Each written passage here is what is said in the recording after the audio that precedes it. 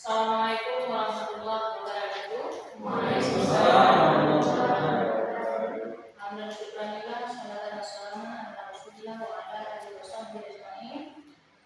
Puji berserta syukur marilah sama-sama kita panjatkan atas kehadirat Allah Subhanahu wa taala yang mana telah memberikan kita kesehatan sehingga kita dapat bertemu atau bertatap muka di ruangan yang sangat sederhana ini.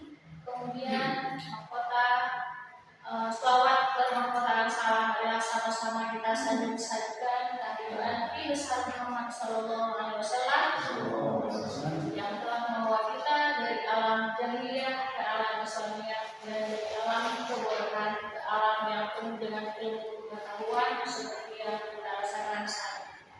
Permohonan saya kepada Bapak Kepala Sekolah, Dewan Guru, Staf TU, dan kepada Ibu Suci Rahayu SPDGR dari BPD Banda Aceh selaku tim supervisi dan Bapak Muhammad Firdaus dari Jatim Aceh Timur.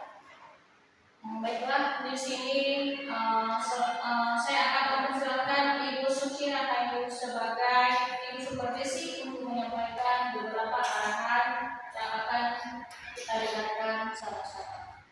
Waktu dan tempat Ibu dipersilakan dengan silakan. Baik, Assalamualaikum warahmatullahi wabarakatuh. Waalaikumsalam warahmatullahi wabarakatuh. Alhamdulillah, puji syukur kepada Allah dan selawat serta salam kepada baginda Rasulullah. Maka pada hari ini kita masih diberikan kesehatan dan umur panjang sehingga kita berkumpul di tempat yang berbahagia ini untuk mengikuti kegiatan berbagi praktik baik implementasi jurus BK kepada guru non BK dan kepada siswa.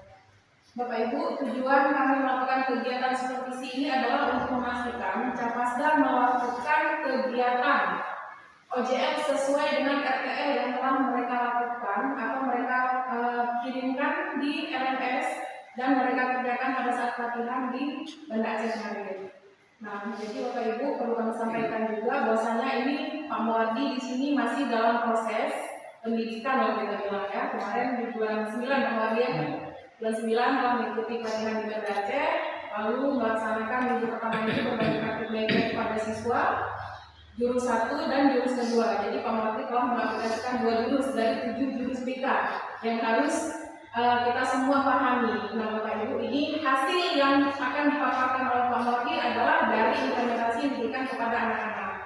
Dan mudah-mudahan praktik baik yang diberikan oleh Pak Muwardi nanti bisa juga Bapak Ibu aplikasikan di dalam keseharian Bapak Ibu mengajar sebagai guru. Nah, kemudian juga perlu kami sampaikan Bapak Ibu, setelah kegiatan ini selesai akan ada penilaian juga baik di LMS maupun langsung ini juga sudah ada bahannya nanti akan kita nilai.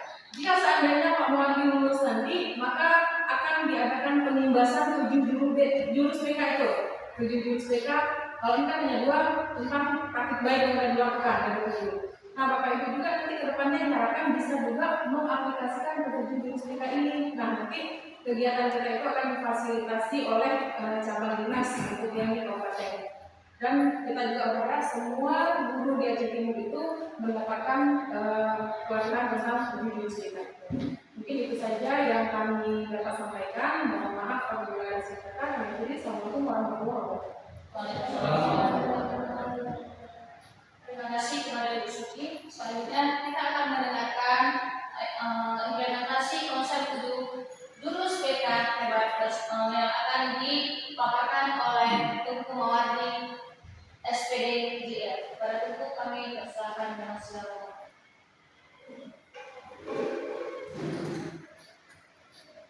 Assalamualaikum warahmatullahi wabarakatuh. Waalaikumsalam warahmatullahi wabarakatuh. Bismillahirrahmanirrahim.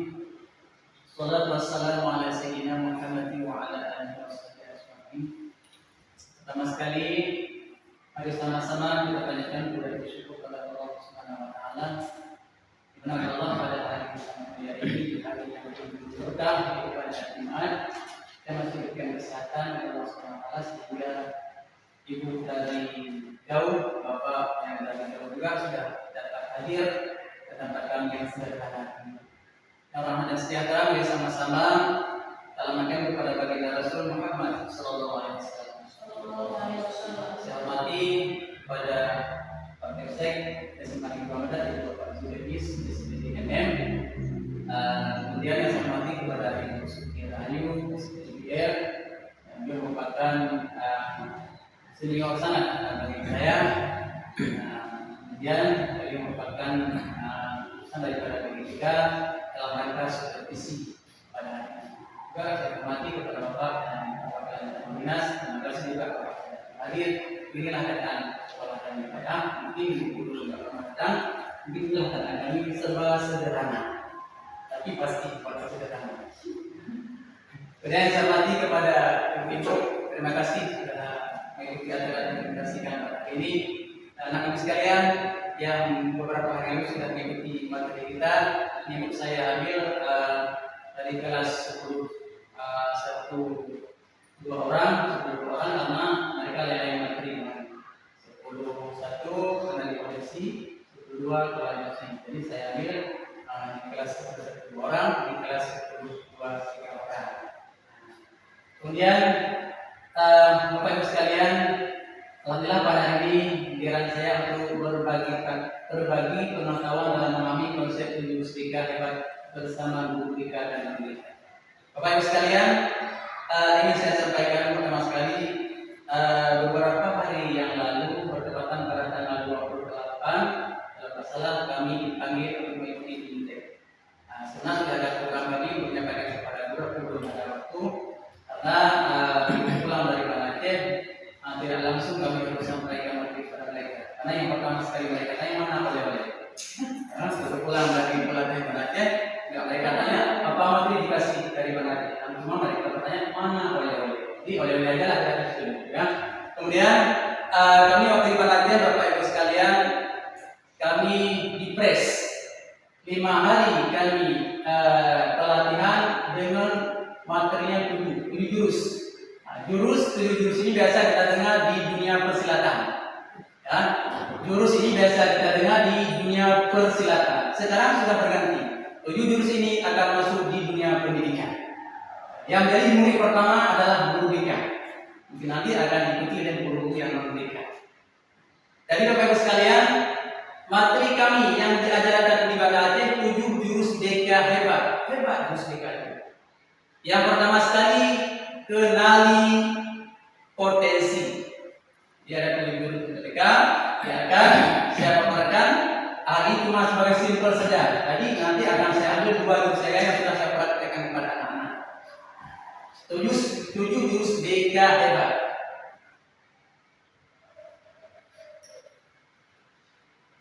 Tujuannya untuk apa? Tujuannya untuk apa kita belajar 7 jurus BK hebat? Pertama sekali kepada kami untuk BK. Tujuan jurus BK hebat adalah untuk meningkatkan kompetensi guru, termasuk guru BK. Karena yang pertama sekali yang ikut pelatihan guru BK. Jadi tujuan jurus BK tersebut adalah untuk meningkatkan kompetensi guru, termasuk guru BK. Guru kelas dan guru mata pelajaran untuk membina karakter positif dan mengembangkan potensi murid, baik di bidang pribadi, karena kami guru BK ada 4 bidang yang kami tangani semua. Yang pertama bidang pribadi, bidang sosial, bidang belajar dan bidang karir. Untuk kelas 10 saya sudah ajarkan mereka bidang pribadi, karena tahap pertama mereka harus mengenal bidang pribadi, bagaimana sosial, bagaimana belajar dan bagaimana karir. Karena untuk kelas 10 kami mengajarkan pertama bagaimana itu yang dinamakan dengan konseling. Mereka jangan beranggapan guru BK adalah satpol PP. Ini pertama sekali diajarkan kepada mereka kelas 10 pengertian dunia konseling apa, kemudian bidang-bidang apa yang kami guru BK paparkan. Ini bidang yang pertama, bidang pribadi, bidang sosial, bidang belajar dan karir. Kemudian baru kami lanjut ke stop bullying, karena itu sangat penting sekolah. Kemudian harapan dari tujuh BK itu apa? Setiap kita belajar pasti ada harapan. Harapannya adalah guru BK dapat membimbing siswa secara menyeluruh. Jadi dengan kami guru BK belajar mengenai dengan tujuh BK tersebut, tujuannya adalah, harapannya adalah dapat membimbing siswa secara menyeluruh, tidak hanya saat bermasalah saja. Karena kebiasaan ruang BK ruang bermasalah sehingga anak-anak nggak berani masuk ruang BK. Karena kenapa? Karena ruang BK ruang bermasalah.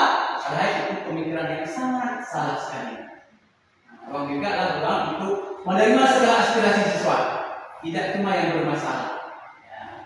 Kemudian, tetapi juga sangat berkembang. Tujuannya adalah untuk membentuk generasi yang unggul secara akademik, kuat dalam karakter, dan sehat secara mental, serta menciptakan lingkungan sekolah yang aman dan menyenangkan. Dengan anak-anak sudah terpelajar, sudah kita bimbing dengan pasti akan tercipta sekolah aman dan nyaman di lingkungan kita masing-masing.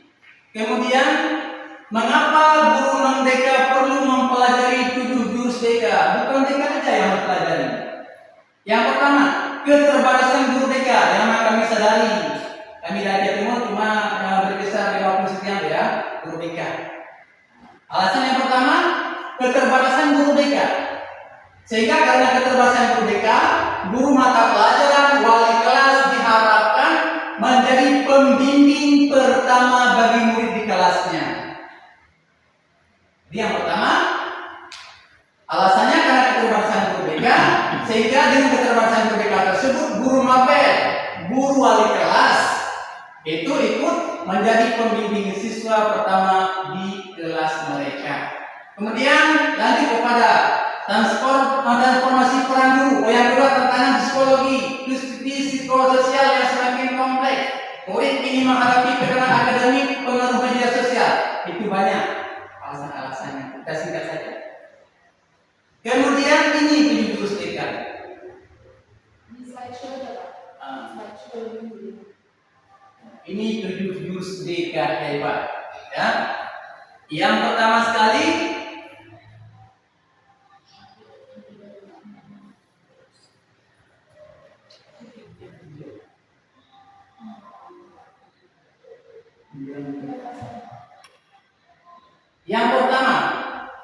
tujuh jurus DK hebat. Yang pertama itu kenali potensi. Role assessment minat dan bakat siswa. Kenapa nggak bisa tumbuhkan yang nggak kita kenal? Kenali potensi. Setiap siswa ada potensi masing-masing. Ini akan menjadi materi perbincangan kita terakhir nanti. Ini segera saja. Langkah pertama dalam memilih siswa adalah mengenali siapa mereka sebenarnya. Karena dengan kita kenali potensi mereka, pasti kita mengenali siapa mereka sebenarnya. Setiap anak punya keunikan, ada yang menonjol dalam seni, ada yang punya logika kuat, ada pula yang menyukai kerja tim. Maka melalui asesmen minat bakat ini, guru membantu siswa menemukan kekuatan tersembunyi dalam diri siswa tersebut. Ini bukan soal memperbaiki yang lemah, tapi menghidupkan yang kuat. Saat anak dikali dengan utuh, maka pendekatan belajar menjadi lebih tepat dan masa depan tak lagi sama. Ini sekilas penjelasan Eko dan kenali potensi. Nanti ini akan kita angkat materi ini. Kemudian yang kedua,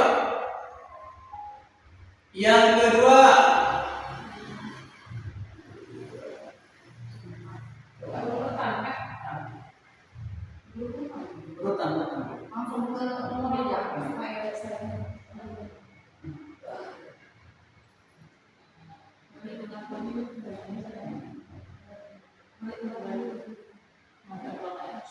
yang kedua kelola emosi, yaitu pembelajaran sosial emosional. Ya, ini yang kedua. Ini termasuk yang materi yang akan kita angkat untuk yang sudah saya telah paparkan kepada anak. Yang kedua, kelola emosi, pembelajaran sosial emosional. Biar murid enggak cuma pintar, tapi juga sadar dan tenang. Anak yang cerdas secara emosi cenderung lebih tangguh dan berdaya saing. BK hadir untuk membantu siswa memahami, menerima dan mengatur emosinya sendiri dan pelatihan guru BK. Dengan mengajarkan siswa bagaimana merespon stres, kecewa, ataupun marah dengan cara sehat, dengan cara yang sehat. Guru membangun dasar bagi pembelajaran yang lebih stabil dan relasi yang lebih baik. Karena pada dasarnya anak yang tenang akan lebih mudah belajar dan anak yang sadar akan lebih bijak bertindak. Ini sekilas mengenai dengan kelola emosi. Kemudian yang ketiga, tumbuhkan resiliensi.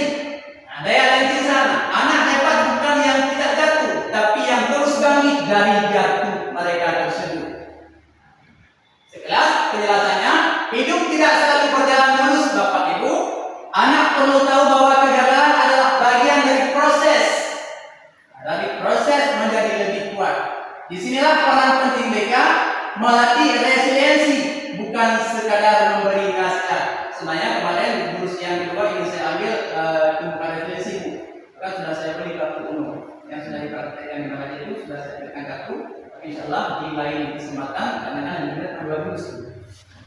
Kemudian guru yang baik tidak memanjakan anak dengan solusi cepat. Itu guru yang baik tidak memanjakan anak dengan solusi yang cepat, tapi menemani mereka untuk belajar bangkit dengan kepala tegak dan hati yang lapang. Resiliensi adalah bekal yang akan menyelamatkan mereka bukan hanya saat ujian sekolah, tapi juga dalam hidup nyata. Itu yang ketiga. Kemudian jurus yang keempat, jaga konsistensi kebiasaan berkesadaran. Disiplin bukan paksaan Bapak Ibu, tapi kesadaran. Disiplin bukan paksaan. Kedisiplinan tidak harus keras. Untuk membentuk kedisiplinan di sekolah, di rumah sekalipun tidak harus dengan menggunakan kekerasan. Karena kekerasan bukan solusi untuk menyelesaikan masalah. Kedisiplinan tidak harus keras, tapi harus konsisten. BK dapat membantu siswa membangun rutinitas positif, mulai dari kebiasaan belajar, mengelola waktu hingga menjaga etika sosial. Disiplin yang ditanamkan bukan karena takut dihukum, tapi karena siswa tahu untuk apa mereka melakukannya. Kalau anak-anak disiplin cuma karena takut, mungkin untuk esok harinya kalau tidak ada kita mungkin nggak disiplin. Karena takut khusus kepada bapak. Kalau besok tidak ada bapak yang dikatakan, lagi disiplin yang ditanamkan bukan karena takut, tapi karena siswa tahu untuk apa mereka melakukan disiplin tersebut. Ini yang disebut disiplin yang tumbuh dari kesadarannya sendiri, bukan keterpaksaan. Saat anak punya arah dan pola hidup, mereka akan belajar mengatur diri dengan sukarela tanpa takut kepada orang. Kemudian yang kelima, jalin koneksi, komunikasi empatik. Terkoneksi sebelum mengoreksi. Anak-anak tidak akan mendengar dengan baik jika mereka tidak merasa dipahami terlebih dahulu.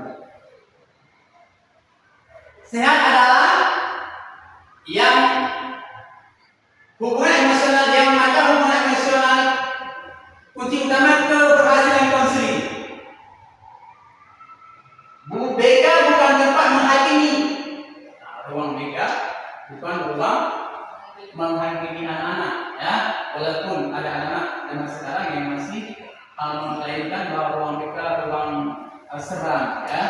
Tapi sedikit demi sedikit kami sudah memberi pengarahan kepada mereka. Ruang BK bukanlah penjara bagi mereka. BK bukanlah musuh bagi mereka. BK sahabat mereka.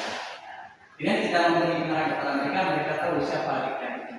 Kemudian lanjut kepada yang keenam, bangun kolaborasi kerjasama multi pihak.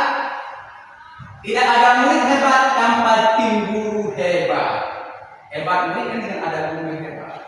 Karena tidak ada murid yang hebat tanpa guru yang hebat. Perubahan siswa tidak bisa dilakukan sendiri. BK yang hebat adalah yang membangun jejaring kerjasama dengan guru, dengan wali kelas. Nah, di sekolah kami Bu, setiap ada hal yang sudah kami kerjakan ini harus koordinasi dengan wali kelas, kerjasama dengan wali kelas, dengan guru kesiswaan, dan guru-guru mapel. Setiap ada permasalahan, guru harus melapor dulu kepada wali kelas. Itu kan yang harus dikerjakan dengan langsung BK. Permasalahan guru mapel pertama sekali lapor dulu ke kerjasama dengan piket. Guru mapel dia ada masalah di kelas, kerjasama dengan guru piket lapor kepada wali kelas lapor ke BK lapor ke siswaan, siswa langsung ke atas. Karena kami kerjasama dalam menyelesaikan masalah siswa, jangan serta merta langsung berikan. Jadi kami harus kerjasama, karena dengan kita kerjasama bisa menyelesaikan masalah. Kolaborasi ini memastikan bahwa setiap siswa didukung dari berbagai sisi. BK menjadi penghubung yang menjembatani komunikasi dan merancang strategi intervensi bersama. Karena membimbing siswa adalah tanggung jawab kolektif, bukan pekerjaan satu profesi.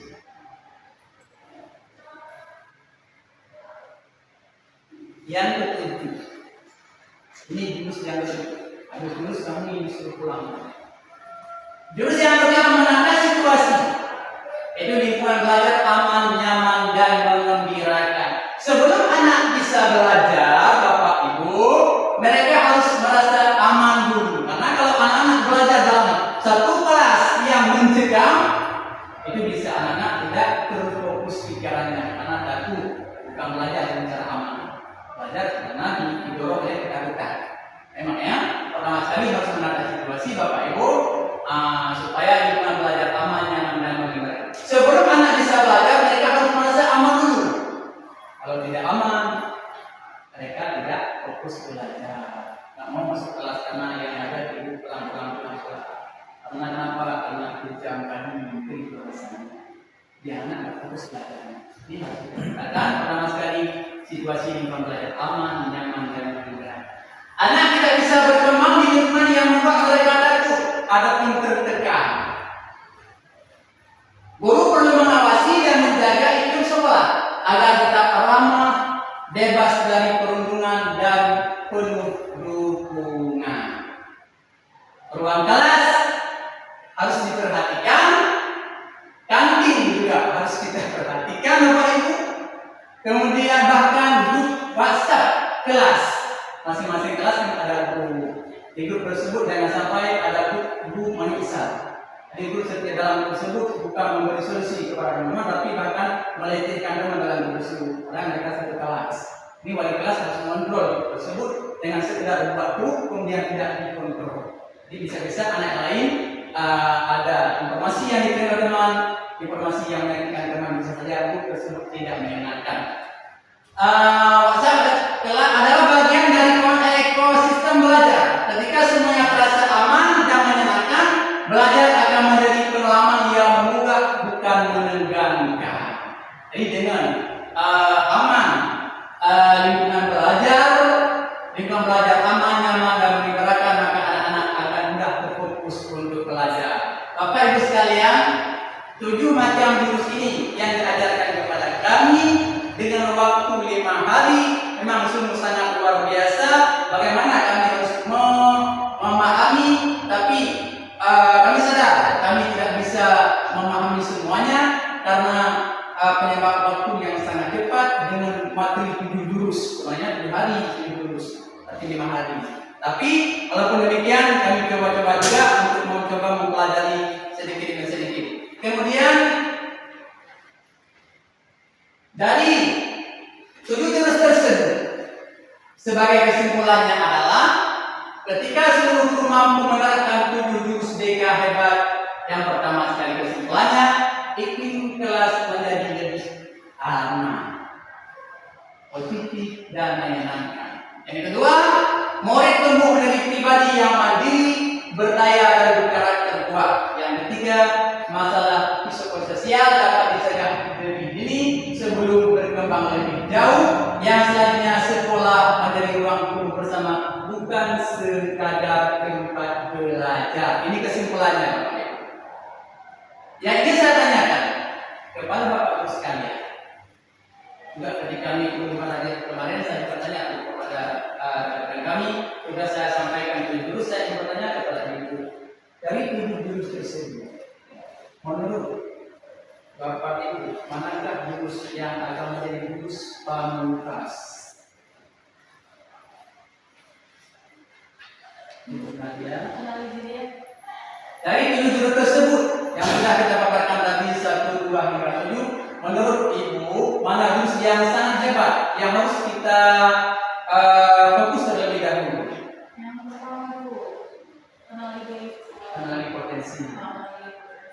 Menurut Pak Sekawan, apa yang dari sekian jurus tersebut, kalau saya perhatikan dari 2014 sampai hari ini, itu kita harus melihat potensi minat bakat. Minat bakat memang seolah-olah itu tidak penting. ini kenali potensi Pak ya? Ya. Karena begini, minat bakat itu artinya mereka itu telah fokus di minat tertentu. Sehingga ketika kadang-kadang begini, murid ada 2 hal. Yang pertama dia suka pelajaran itu, Yang kedua, dia memang dasarnya, basicnya dia paham pelajaran satuan ini. Namun kadang-kadang nanti ketika dia melanjutkan ke yang lain, dan kelanjutan nanti, dia justru memilih yang familiar, padahal dia itu ya, lebih kuat di bidang tertentu. Jadi minat bakat yang sesuai ini adalah senjata yang sangat ampuh ya, untuk bersaing dengan yang lain. Ya. Makasih Pak Setiawan atas solusinya. Menurut Pak Setiawan berarti julusnya akan menjadi jurus pamungkas ya, karena berkaitan dengan jurus ini. Nah, jurus kan jurus pamungkas kan. Jadi akan menjadi jurus pamungkasnya adalah kenali sesuai dengan ibu pendapat ibu Nadia, sesuai ibu pakar kami. Jadi akan menjadi jurus pamungkas adalah kenali potensi. Maka kebetulan sekali yang saya paparkan juga kepada anak, yang pertama sekali kenali potensi, yang kedua kelola emosi. Kebetulan di bidang saya terlebih dahulu saya buat mengelola emosi. Bapak Ibu sekalian, hari ini masuk dalam praktik baik mengelola emosi. Jadi dari 7 jurus tersebut yang sudah saya praktekkan, yang sudah saya berikan kepada siswa, yang pertama mengelola emosi, yang kedua mengenali potensi. Ini jurus yang tidak bisa diremehkan. Ini sangat penting.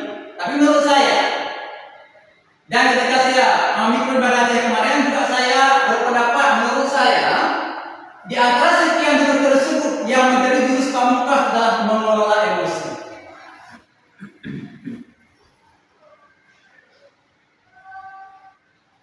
Yang pertama sekali alasan.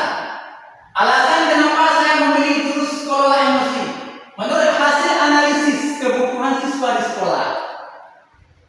Menurut hasil analisis siswa di sekolah menunjukkan bahwa banyak siswa yang mengalami kesulitan mengendalikan emosi. Betul Bapak Ibu?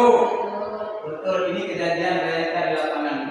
Nah, banyak siswa yang tidak bisa mengendalikan emosi. Terjadi pertengkaran antara teman, terjadi pertengkaran dengan guru, datang ke sekolah anak-anak, terus tidur di belakang. Kemudian datang guru membangunkannya, langsung sikap emosionalnya bangkit. Bisa saja bangku terbang, biasa bangku tidak terbang. Tapi zaman sekarang anak-anak tidak bisa mengendalikan emosional, ya, sehingga terjadilah bangku terbang. Ini yang terjadi realita di lapangan sekarang. Maka saya anggarkan alasan memilih di sini karena sudah banyak di kelas. Bahkan beberapa hari lalu kita pernah mendengar ada capsek yang dipolisikan oleh wali murid. Kita cek penyebab inilah penyebabnya emosional. Bila emosional tersebut tidak bisa dikendalikan, akibatnya kita bisa dipenjarakan. Kemudian terjadi pertengkaran teman oleh karena jurus ini dipandang paling relevan untuk membangun kemampuan regulasi emosi mereka. Ini sangat penting. Kemudian langkah kegiatan adalah angka aktivitas refleksi konsep dan aplikasi kepada anak kami, mereka yang kelas 10 berapa nak yang kena emosional kemarin, kelas 10 kepada mereka 10 kemarin saya suruh buat produk pilihan, apalagi peta emosional. Ada beberapa lah sebagai langkah harganya. Kemudian yang ingin saya paparkan sedikit saya mengenai emosional. Emosi ini memang sangat penting untuk kita kendalikan. Siapa yang pernah merasa marah lalu menyesal Bapak Ibu? Antara Bapak sedang pernah marah kemudian menyesal dan atas perbuatan dan perkataannya pernah Bapak? Sering Pak? Sering.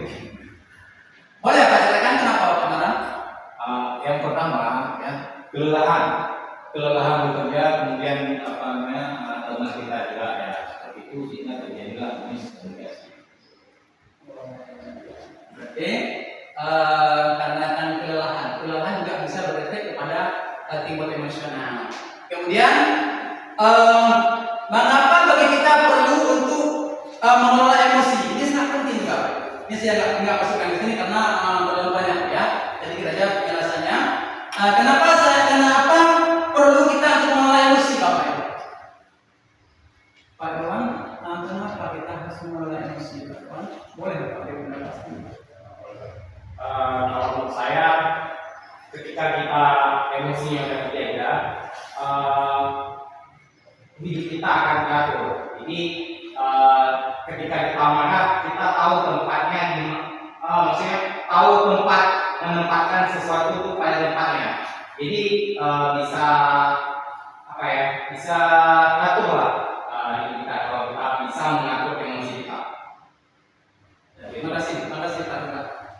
Jadi mengapa perlu mengelola emosi? Yang pertama, agar tidak merugikan diri sendiri. Ini yang pertama sekali.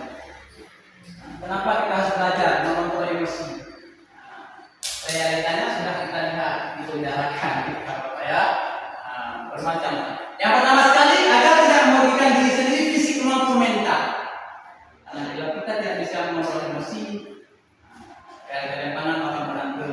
Kenapa? Karena emosi tidak bisa dikontrol. Yang kedua, supaya hubungan sosial lebih baik. Karena kita bersikap emosi, orang tak mau berteman dengan kita. Betul Bapak Ibu? Kita mau berteman sama dia pakai emosi. Anak-anak juga di kelas, betul nah? Kalau kita juga emosi mau berteman, tidaklah kita orang juga emosi. Nah, jadi solusinya pastikan emosi. Yang ketiga, membantu fokus dan dalam mengambil keputusan. Bagi seorang hakim, siapa saja yang jadi orang yang memutuskan perkara, kalau dalam kondisi emosional tidak boleh memutuskan perkara. Kenapa? Karena kita dikuasai oleh emosi. Kita praktekkan Bapak Ibu di tangan kita. Di tangan kita buka ini. Ibu jari kita anggap sebagai pengelola emosi, sebagai pusat emosi. Ibu jari kita anggap sebagai pusat emosi. Ini emosi. Ini logika kita. Ibu menunjuk dari tengah, dari mulai dari inti. Pusat emosi kita ini kita taruh ke dalam, kemudian kita tutup. 1, 2, 3, 4 kita tutup. Yang di dalam ini adalah pusat emosi. Kalau pusat emosi ini kita tutup dengan logika kita 1, 2, 3, 4, berarti yang mengontrol, yang mengelola adalah logika. Berarti dikelola oleh logika. Tapi kalau tangan kita buka, pusat emosi bebas berkeliaran, maka emosional akan terjadi. Kalau sudah terbuka, solusinya bagaimana Bapak Ibu? Kalau kita sedang emosi, solusi yang pertama adalah kita boleh menjeda sebentar, jangan langsung bertindak. Kita lagi emosi dengan siapa saja, jangan langsung bertindak. Kita jeda dan tarik nafas, bisa tarik nafas 5 kali boleh, kemudian kita jeda santai sebentar. Kalau memang hal tersebut juga tidak mempan, ada solusi lain untuk mengatasi emosi tersebut adalah yang pertama sekali bisa istighfar. Sambilan meluruskan dada kita. Istighfar, kemudian meluruskan dada kita. Kemudian ada juga solusi yang lain. Kalau memang hal tersebut tidak bisa, boleh kita pergi refreshing, ya. Kita pergi ke mall lah. Biasa ibu kalau emosi kalau ke mall, bilang lah emosinya shopping, ke laut lah, ke tempat-tempat yang hebat lah. Yang paling bisa mengendalikan emosi, kita bawa ibu ke toko mas, ya. Mas anak-anak sekarang bisa mengendalikan emosi, langsung emosinya. Langsung. Ya, itu solusi juga bagi bapak-bapak setiawan ya. Kalau ibu lagi emosi, diajak begini nggak bisa, langsung bapak bawa ke toko mas. Karena kemarin saya tanya tenang, langsung hilang emosinya. Ya. Solusi yang terakhir, bapak ibu, kalau kita lagi emosi, kita lagi dikontrol oleh emosi, kita berwudu. Ini solusi yang paling nyaman. Kita berwudu, kemudian kita ambil Al-Quran dan boleh baca Yasin dan nggak boleh baca ayat-ayat yang lain. Itu solusi paling terakhir. Kalau tidak, boleh pergi dari dalam. Nah, kalau hal tersebut yang sudah kita katakan tidak bisa, bermacam solusi tidak bisa, sampai pada terakhir ambil air wudu, kemudian kita baca Al-Quran. Ini yang paling ampuh saya rasa dan sudah saya praktekkan bisa. Kemudian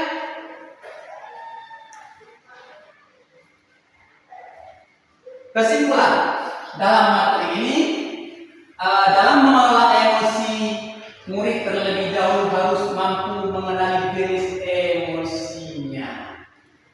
Karena kalau kita tidak mengenal siapa yang datang, mana bisa kita menemukannya. Kalau yang datang yang bapak saja baguslah layanannya. Jadi kita harus terlebih dahulu mengetahui jenis-jenis emosi. Kemudian dan mengarahkan emosi secara sehat agar tidak dikuasai oleh emosi itu sendiri. Tadi kesimpulannya dari materi ini, orang yang hebat Bapak Ibu bukan orang yang hebat fisiknya, tapi orang yang hebat adalah orang yang dapat mengendalikan emosionalnya. Itu kesimpulan dari materi kita, singkat-singkat saja Bapak. Ya. Kemudian ini materi yang pertama. Ini dokumennya. Ini dokumen yang sudah saya lakukan karena zaman sekarang kalau tidak ada dokumen tidak dipercaya. Karena kita laksanakan kegiatan ya. Ini anak-anak ini lagi menyampaikan materi kepada anak menyangkut dengan emosi. Nah, ini kelas 10 apa anak? 10 kelas 11. Ini Riza ya. Ya, 11. Kemudian ada ini anak lagi membuat peta emosi, peta emosi, dan juga ada beberapa bagi kelompok anak-anak totalnya memang 20 laki yang datang cuma beberapa orang dan hujan bagi kelompok rencana 5 kelompok karena terpaksa hadir sehingga saya buat 3 kelompok aja. Kemudian ini dokumentasi terakhir, anak-anak memaparkan hasil yang sudah mereka buat. Mereka pada ke depan memaparkan hasil yang sudah dibuatnya. Ini menyangkut dengan praktik baik mengenai dengan kelola emosi. Satu lagi Bapak Ibu, yang kedua saya juga sudah memaparkan materi kepada anak mengenai praktik kenali potensi yang sudah Bapak sampaikan dari Pak Sudawada. Bapak Ibu sekalian, materi ini saya paparkan kemarin di kelas berapa nak? 10.1 ya, 10.1. Kepada mereka tersebut saya paparkan materi ini karena kelas 10 kami ada 2 buku, 10.1 dan 10.2. Jadi keterpaksaan anak sehingga saya ambil 10.1 dan 10.2. Perjalanan menuju masa depan cemerlang dimulai dari dalam diri kita. Kenali potensi. Bapak Ibu ada yang tahu apa itu potensi? Kemampuan apa sih teman? Ya, Sama potensi itu ya kemampuan kita dalam kognitif ataupun pembinaan bakat. Oh ya. Potensi adalah bakat tersembunyi yang ada dalam diri siswa. Kemampuan alami yang belum terasa maksimal, masih utuh dalam siswa. Jadi kitalah yang akan mengasah potensi mereka. Caranya terlebih dahulu kita harus kenal dan harus mengetahui bagaimana potensinya. Karena kalau tidak kita kenal bagaimana potensi mereka, biasanya kita tidak bisa mengasahnya. Alasan kenapa saya memilih jurus ini Bapak Ibu? Alasannya adalah hasil pengamatan terhadap siswa yang menunjuki rendahnya rasa percaya diri dan minimnya kesadaran terhadap kemampuan pribadi. Banyak siswa yang merasa biasa-biasa saja dan tidak menyadari bahwa potensi tidak hanya tentang nilai akademik, tetapi juga keterampilan sosial. Langkah yang saya buat kemarin juga harus kembali kepada arkan. Yang pertama beraktivitas, refleksi. Aktivitas adalah murid mengerjakan tes gaya belajar di aplikasi. Kemudian saya suruh bawa HP anak sekalian, kemudian kami kasih link untuk belajar di aktivitas. Kemudian refleksi, murid berkelompok sesuai hasil tes gaya belajarnya masing-masing. Kelompok merefleksikan pengalaman belajar mereka. Kemudian konsep, guru menjelaskan konsep mati tentang kendali potensi. Saya jelaskan kepada anak bagaimana yang maksud dengan potensi. Supaya mereka tahu bagaimana yang maksud dengan potensi. Yang selanjutnya aplikasi. Setiap siswa diminta untuk membuat strategi belajar yang optimal sesuai gaya belajar mereka. Kesimpulan dari materi kita ini adalah kenali potensi diri adalah langkah awal Sebagai Pak Sekretar bilang tadi, memang yang menjadi pemuka adalah tenaga potensi, karena bila kita tidak tahu apa potensi siswa, kita tidak bisa membentuk siswa tersebut. Kemana dia melangkah? Tidak bisa karena tidak tahu apa potensi siswa tersebut. Jangan ragu untuk mengenali bakat, minat, dan kekuatan yang ada dalam diri Anda dengan pemahaman yang baik tentang potensi diri. Anda akan lebih mudah menentukan arah dan meraih kesuksesan yang Anda impikan. Mengapa mengenali potensi penting? Boleh menjawab sebentar. Kenapa penting kita mengenali potensi? Menurut saya kenapa kita Guru. mengapa bagi kita seorang guru itu penting untuk menggali potensi siswa supaya kita bisa tahu tuh kemampuan siswa si A misalnya si Harizal dengan mereka memiliki kemampuan yang berbeda-beda. Jadi dengan adanya seorang guru mengetahui kompetensi siswa tersebut, maka dia bisa membedakan. Misalnya dia potensinya dalam bidang audiovisual atau mungkin visual. Jadi kita bisa meletakkan ataupun membagikan mereka ke dalam kelompoknya masing-masing. Ya, terima kasih. Segera, beliau merupakan bahasa Inggris. Enggak. Bapak Ibu sekalian, mengenali potensi. Mengapa mengenali potensi penting? Yang pertama adalah arah hidup lebih jelas. Tahu kemana harus melangkah. Dengan anak tersebut mengenali potensinya sendiri, dia terlebih mantap untuk melangkah. Kita perlu juga kalau kita sudah mengetahui potensi siswa, kita lebih terarah dalam membimbing siswa tersebut. Itu yang pertama. Yang kedua, keputusan lebih tepat. Pilih jalur yang sesuai dengan dirimu. Karena kalau anak tersebut tahu potensinya, dia lebih terarah dalam memilih jurus. Dia tahu, dia introspeksi diri. Saya potensi saya ini, dan lebih terarah dalam melangkah. Saya suka tidak marah-marah. Kemudian yang ketiga, percaya diri meningkat. Yakin dengan kemampuan yang dimiliki karena dia sudah tahu potensi dia, sehingga dia bersemangat dalam melangkah. Contoh kalau anak dia pandai mengenai di sekolah pelajaran bahasa Inggris, tentu saja ketika dia mau masuk ke dunia pendidikan lebih tinggi, dia akan memilih bahasa Inggris. Kenapa? Dia pede karena dia tahu diri kalau dia itu pandai bahasa Inggris. Ya, Pak Ibu. Kemudian yang selanjutnya selaku kesimpulan, kenali potensi diri Anda. Langkah awal menuju pencapaian tujuan, jangan ragu untuk mengenali bakat, minat, dan kekuatan yang ada di Anda. Dengan pemahaman yang baik tentang potensi diri, Anda akan lebih mudah menentukan arah dan meraih kesuksesan yang Anda inginkan. Ini dokumentasinya. Dokumentasi aktivitas anak-anak lagi mengerjakan link, kita ya, mengerjakan tersebut. Kemudian refleksi, anak-anak lagi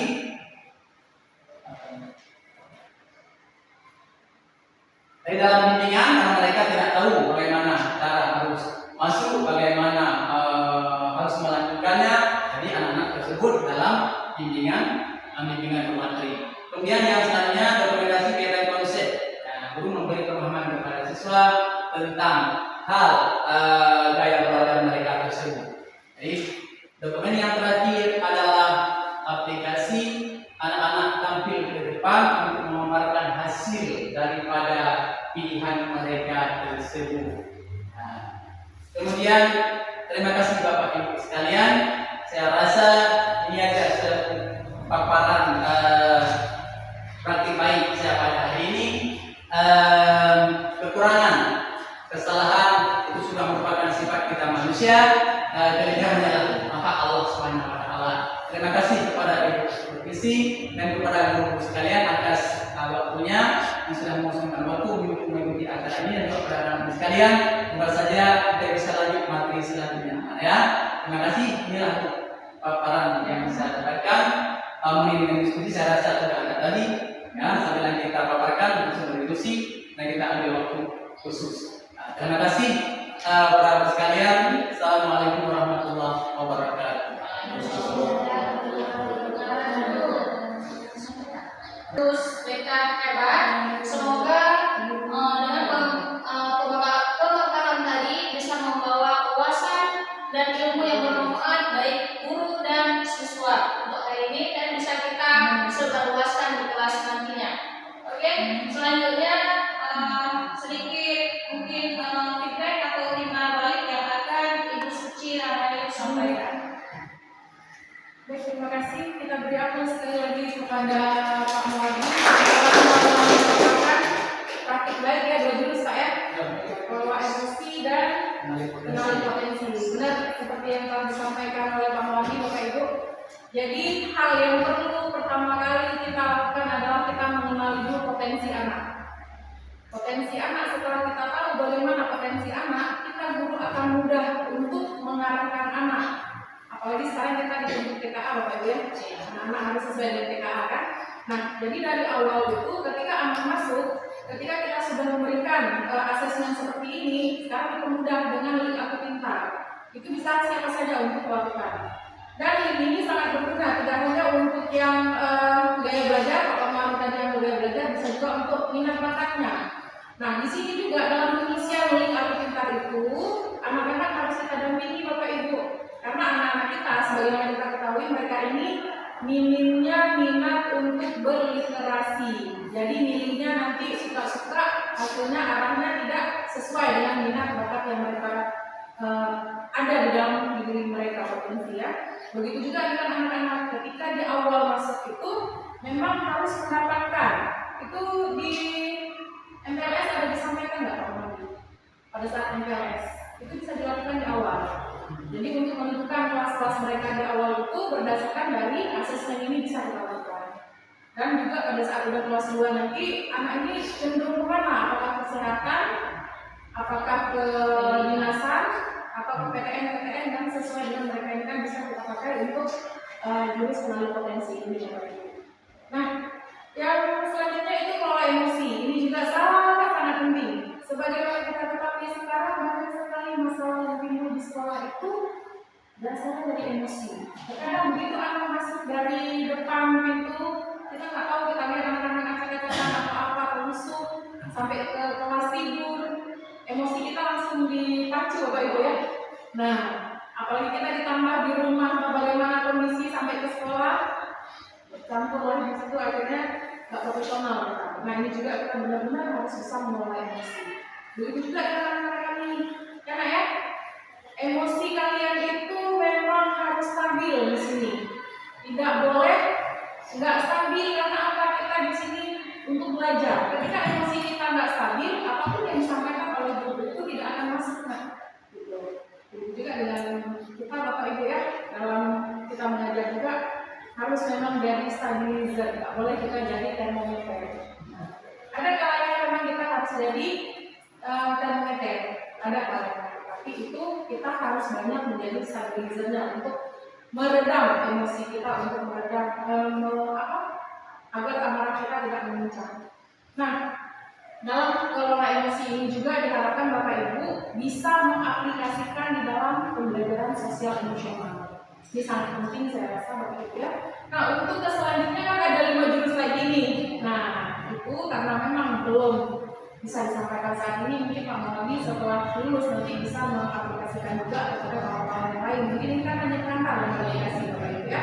Kalau kita pelajari ini 1 maupun 1 hari, karena memang panjang, memang isinya itu memang luar biasa sekali. Mungkin mengatakan saya itu saja. Semoga apa yang disampaikan oleh Pak Muadi hari ini bisa kita aplikasikan untuk kita semua dan bermanfaat bagi kita semua. Pak Muadi, assalamualaikum warahmatullahi wabarakatuh. Baik, terima kasih kepada Ibu yang telah memberikan kita semuanya banyak masukan. Baik, dengan berakhirnya ini maka acara ditutup. Saya sebagai MC mengucapkan terima kasih atas perhatiannya dan waktunya, dan saya akhiri dengan wabillahi taufiq wal hidayah. Assalamualaikum warahmatullahi wabarakatuh.